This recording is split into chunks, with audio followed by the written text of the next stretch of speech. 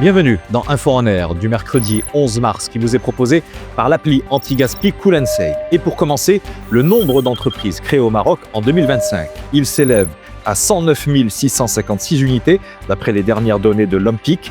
Plus d'un quart sont des personnes physiques et plus d'un tiers évoluent dans le secteur du commerce. Le reste se répartit entre le BTP, l'immobilier, les services divers ou encore les transports. Enfin, sur le plan régional, Casablanca Stat domine toujours le classement avec une entreprise créée sur 3.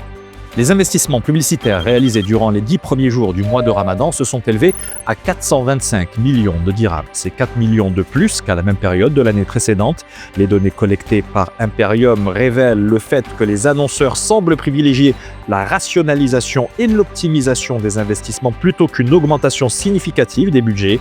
La télévision, toujours en tête, capte plus de 65% des investissements publicitaires. Et sur le plan sectoriel, l'alimentation demeure largement dominante, suivi des télécoms et des assurances. Après plusieurs jours de flambée, les prix du pétrole ont finalement chuté suite aux déclarations de Donald Trump affirmant que la guerre avec l'Iran est quasiment terminée. Un repli qui a été salué par les bourses mondiales qui ont fini en territoire positif. En parallèle, l'annonce de la convocation par l'Agence internationale de l'énergie d'une réunion extraordinaire tenue à Paris a également rassuré les investisseurs. Cette rencontre a permis d'évaluer s'il était nécessaire de puiser dans des stocks stratégiques d'hydrocarbures, un rendez-vous qui s'est achevé sans annonce immédiate.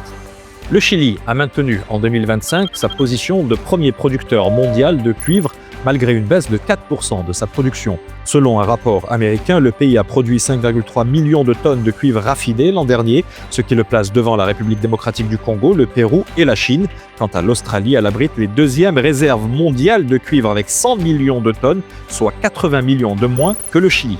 Volkswagen a vu son bénéfice net chuter de 44% en 2025 pour s'établir à 6,9 milliards d'euros.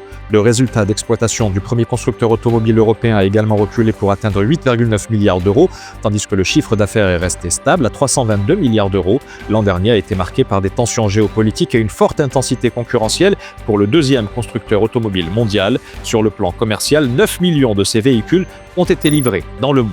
C'est la fin de cette Info en Air. Si vous souhaitez vous aussi diffuser votre logo ou vos infos dans cette édition, n'hésitez pas à nous contacter via WhatsApp au 06 00 01 43 78. Et d'ici là, portez-vous bien.